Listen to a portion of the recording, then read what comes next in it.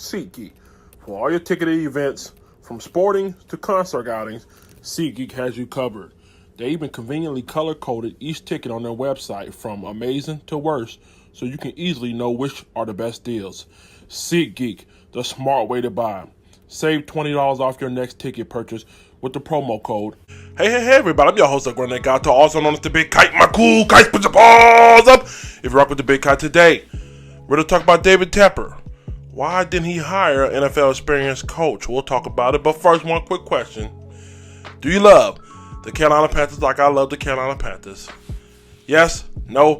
Maybe? Do you love the Carolina Panthers like I love the Carolina Panthers? Sometimes, only when we win. Do you love the Carolina Panthers like I love the Carolina Panthers?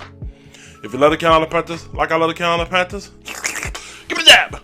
We're going to talk about why David Tepper chose to hire a college coach over some well-experienced candidates. Let's get into it. That boy is good.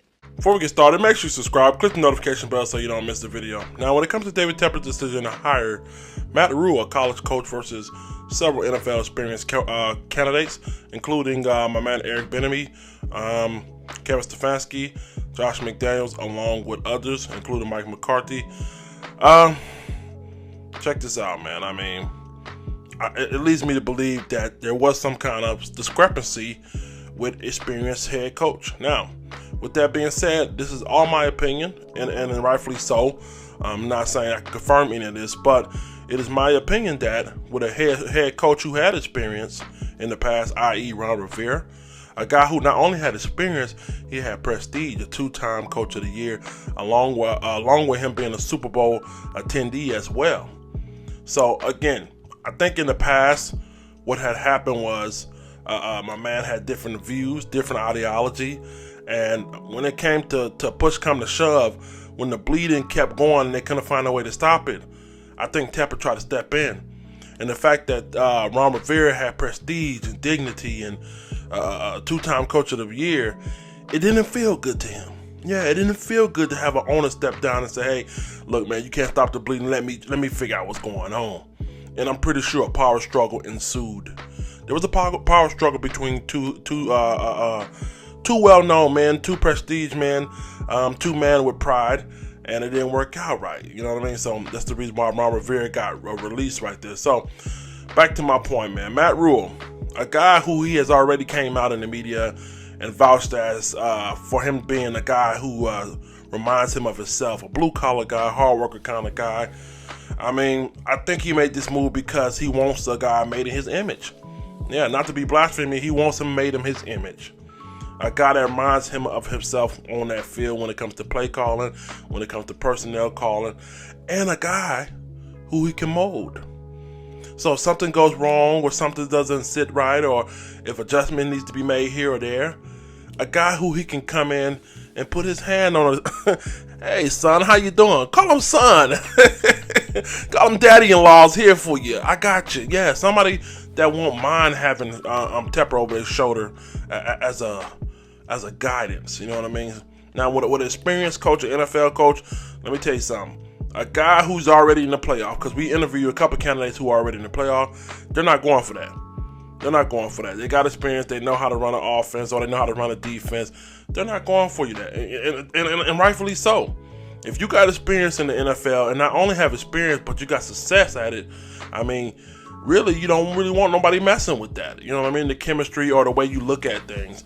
And I think Tepper is like, look, I'm at the point in the game where if I need to step in, I don't need no pushback. And I think with Matt Ruhle, he's not going to have a lot of pushback. Matter of fact, he'll have a lot of cooperation. And that's ultimately what it led to, you know what I mean? Him having cooperation and also abundance of help as well if need be. Y'all killing me with this. Now, honestly, I can't blame David Tepper. I honestly feel like if I paid $2.8 million for something, I definitely gonna want my input on it. I'm definitely gonna want my coach to be made in my image. I definitely gonna want it set up my way. You know what I mean? But with that being said, what does that leave the fan? Well, I'm telling you the reason why he signed a 7-year deal, because at least 3 of those 7 years are going to be rebuilding. So get ready for a buckle up for the ride. But if I'm Cam, I'm asking for at least a 4-year extension. If I don't get it, Cam, I will ask for you to get traded. I mean, if I were you, I would hold out and try to get traded. And David Tepper, if he asks for 4 years, I would trade him. okay, because he's not worth 4 years. But all in all, I think, if everything works out as far as his health, I think he come here and he can execute this system well. But at the end of the day, man, does being a billionaire make you a hell of a NFL expert? You know what I mean? Does he have his hand too much on his organization?